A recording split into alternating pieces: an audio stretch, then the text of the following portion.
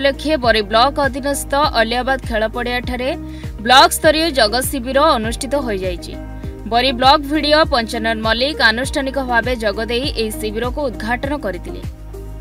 मानसिक और शारीरिक सुस्थता पाई जगर आवश्यकता रही।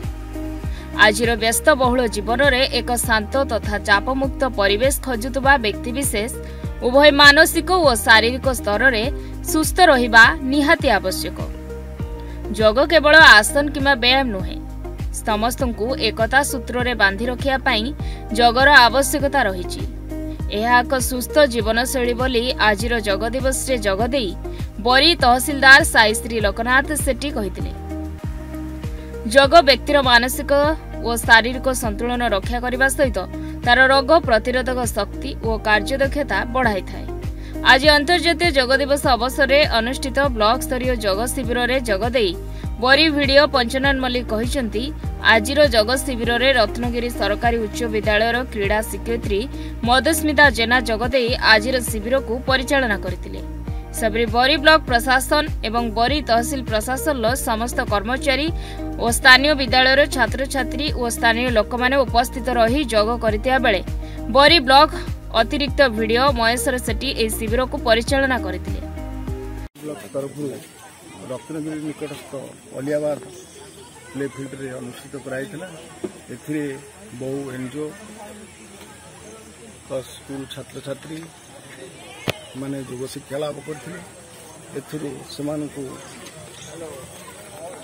शिक्षा दियागला जे योग होउची हमर शारीरिक मानसिक और बौद्धिक उन्नति होगा संगे संगे शिक्षा क्षेत्र में इनडायरेक्टली आमको अधिक समय पढ़िया सहयोग करियो।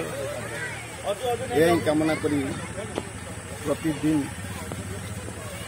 योग शिक्षा करने युवक मान को आज यह भारतीय मानव एक गर्व एवं गौरव। आज थिला आंतर्जातिक योग दिवस। आंतर्जातिक योग दिवस रे आमे ब्लॉक तरफ तहसील तरफ सम्मिलित भाव में आमे एठी छोट पिला नहीं एवं स्थानीय बासी एवं ब्लॉक एवं तहसील समस्त कर्मचारी को नहीं योग आयोजन कराई थिला। योग आमर शारीरिक मानसिक आध्यात्मिक बौद्धिक ये समस्त दिग गुड़ा को अभिवृद्धि करिवारे सहायक होता है। आंतर्जातिक योग दिवस रे सारा पृथ्वी रे जेतेबेले पालन होउची योग सेतेबेले आमे भी तार अंशविशेष हिसाब रे बरी तहसील एवं ब्लॉक तरफ से अंश ग्रहण करि परिथिलु। कर्मयोग ध्यान योग भक्ति योग भली एई शारीरिक मानसिक विकास प्रक्रिया रे आमे निजको सामिल करि परिथिलु। छोट छोट पिला माने खूब आंतरिकतार सह एथिरे योगदान करथिले। आमे वयस्क लोक माने भी एथिरे योगदान करिछु एवं आमर मानसिक स्तर रे शारीरिक स्तर रे निश्चय अभिवृद्धि होबो। युव समाज को आमर एतिकी संदेश रहिबो जे दैनंदिन जीवन रे आमे भगवत प्रेरणा सहित आमे जदि जेकोसी कार्य को भगवान प्रति निवेदित करि परिबा सेटा ही होबो सबटु महत्तर कर्मयोग। तेणु आमे समस्ते श्री अरविंदंकर एवं पतंजलि आदर्श अनुप्राणित होइकि निज जीवन रे याकु गोटे चर्या भाव में पालन करियो बोली आशा करूछु। धन्यवाद।